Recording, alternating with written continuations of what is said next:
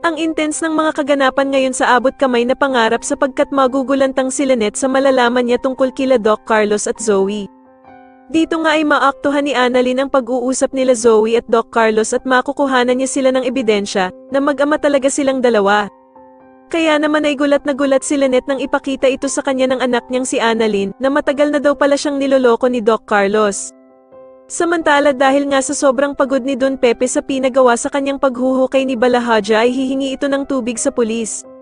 Subalit imbis na painumin ng pulis ng tubig si Don Pepe ay bigla siya nitong tututukan ng pulis ng baril. Sa kabilang banda naman ay mag-aaway na naman ang mag-ina na Moira at Zoe. Dito nga ay magsusumbatan na naman ang dalawa at sasabihin nga ni Moira sa anak niyang si Zoe na wala daw itong utang na loob at sana daw ay pinabayaan na lamang niya ito. Ngunit galit na sasabihin naman ni Zoe kay Moira na sana nga din daw ay pinabayaan na lamang din daw niya ito.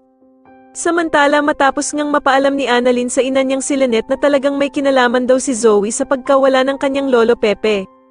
Imbis naman na tumulong si Lynette sa kanila ay pagsasabihan lamang niya si Annalyn na wag na lamang daw makisali at baka mapahamak lamang daw ito. Pero dahil sa sobrang pagmamahal ni Annalyn sa lolo Pepe niya ay hindi siya makikinig sa kanyang inang si Lynette at hahanap pa din nga daw ito ng ebidensya para malaman niya kung sino talaga ang totoong dumukot kay lolo Pepe niya. Sa kabilang banda naman ay maaktuhan ni Annalyn ang pag-uusap nila Zoe at Doc Carlos kaya naman ay gulat na gulat ito sa kanyang maririnig.